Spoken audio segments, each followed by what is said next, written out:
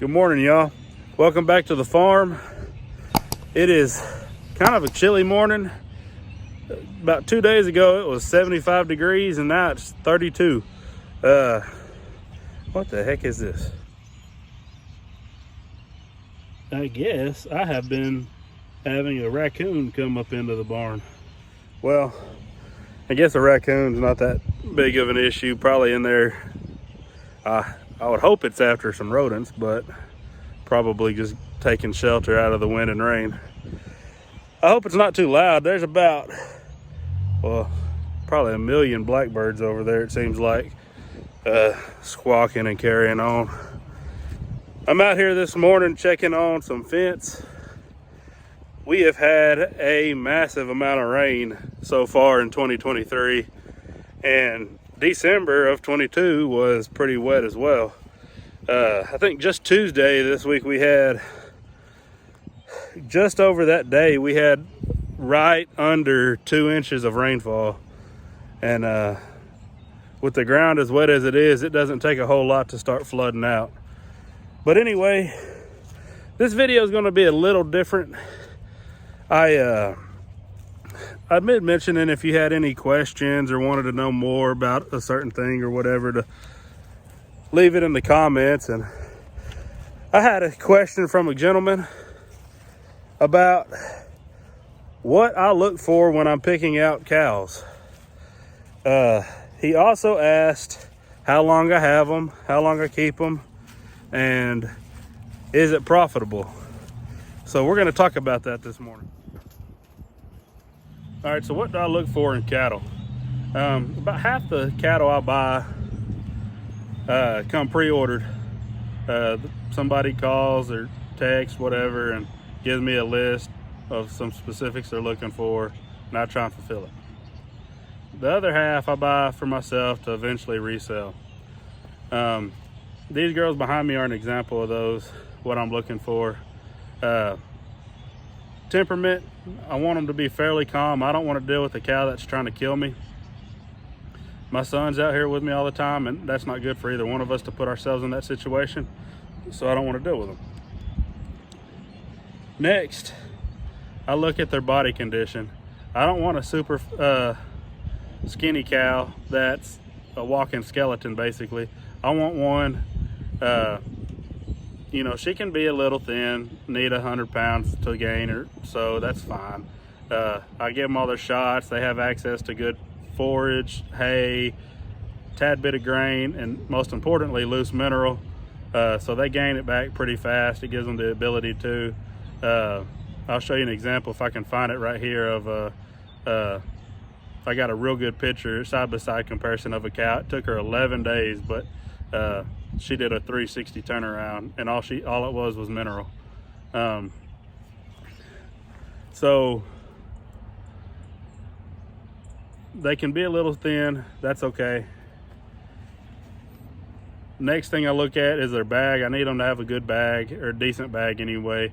Good in all 4 quarters, good teats, no stretched out teats or any signs of previous having mastitis. I need her to be able to take care of her calf pretty good. Then I'll look at her feet. I don't want anything with the acorns between the toes, any long toenails. I'm not set up to correct that, and it's way too expensive to get somebody, even if it's not a vet, get somebody else out here to do it. So she's got to have decent feet. I also want to look at cows that are less than 1,200 pounds. A lot of the cows I buy are in the 900 to 1,100 range. Most of them the lower end of that 1,000-pound range, 1025 or so. And the reason for that is they produce the same quality calf as the bigger cows do, and can do it using less pasture, less forage. I can run 3 head an acre, or 3 head of cattle on the same ground that I could run 2 head that were over that 1,200 pound mark. So, I'm getting that extra cow, that extra calf, and the calf is the same quality. So that's something I would like. that's something I know a lot of farmers in this area like. And that's my goal, is when I buy cattle, is if they're not pre-ordered, is to buy something that is either already ready for somebody to just turn out and forget about, let her go to work, or I'll set her up to where he can turn her out and she'll go to work pretty quick. So, you know, something that you can use as a replacement cow, get a few more cows out of. You know, that's really about it when I'm picking out cows. I do tend to like the solid blacks and the black bodies with, you know, with the white face on them. Those tend to be popular here. This one cow over here on this side, she's heavy bred. I tend to buy cattle that are heavy bred. I'll buy some second trimester cows, but a lot of them I prefer to be in that third period, to where she'll be dropping a calf pretty quick. This one here, she's a 7-year-old.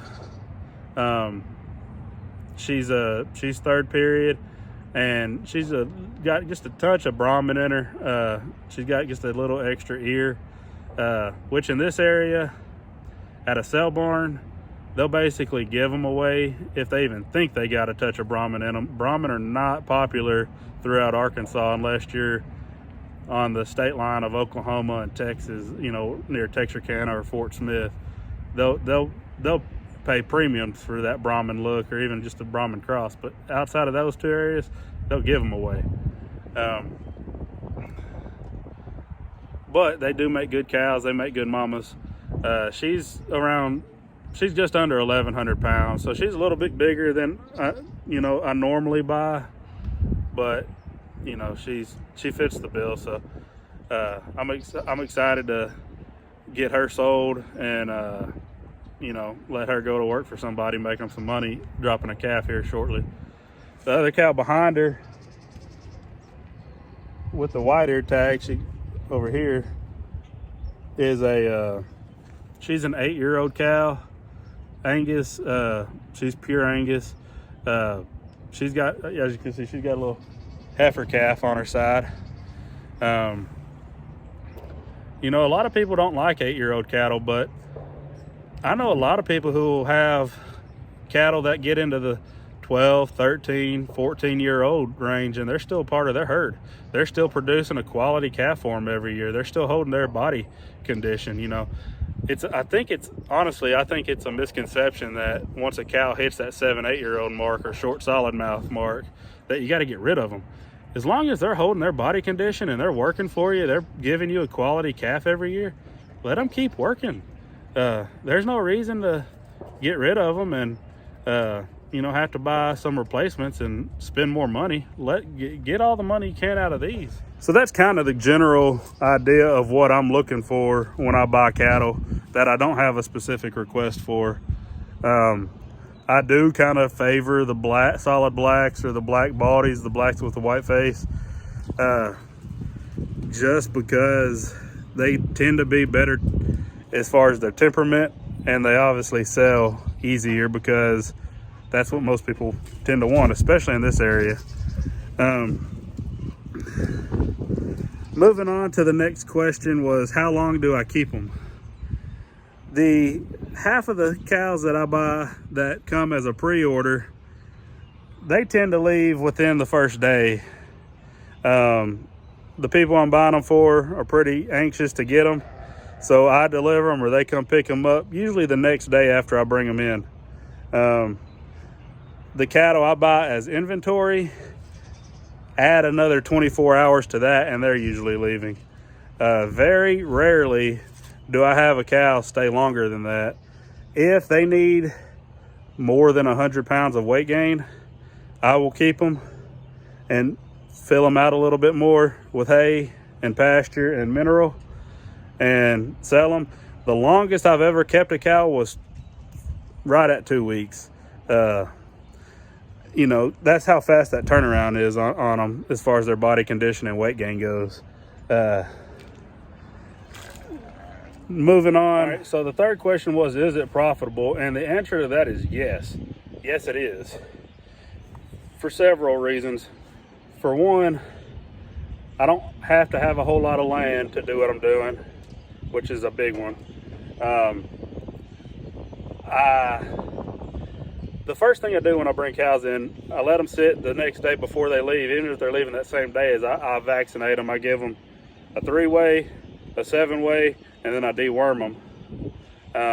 You know, that helps them with their pregnancies, any autoimmune stuff, respiratory stuff, and then it deworms them.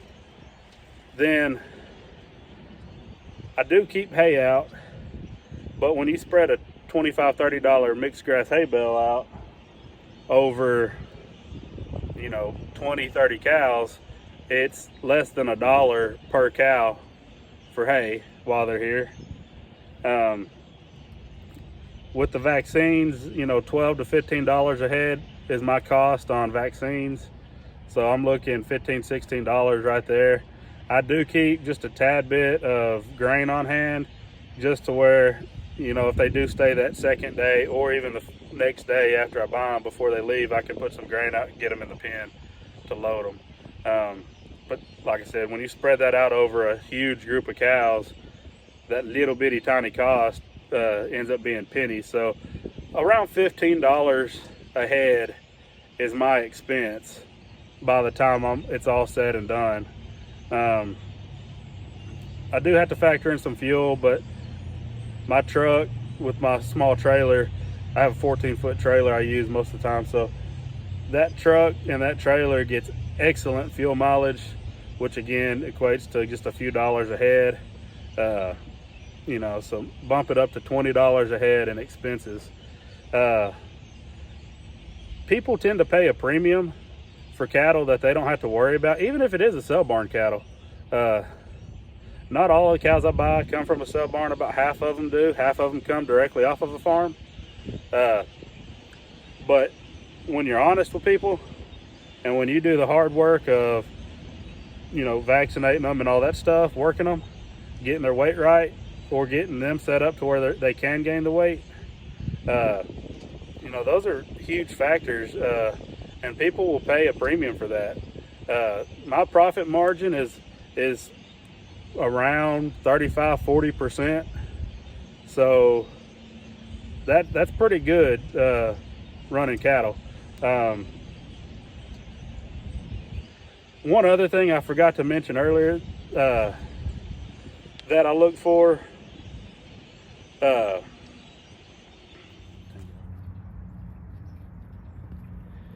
you can kind of see the mama there. She's got a decent bag on her.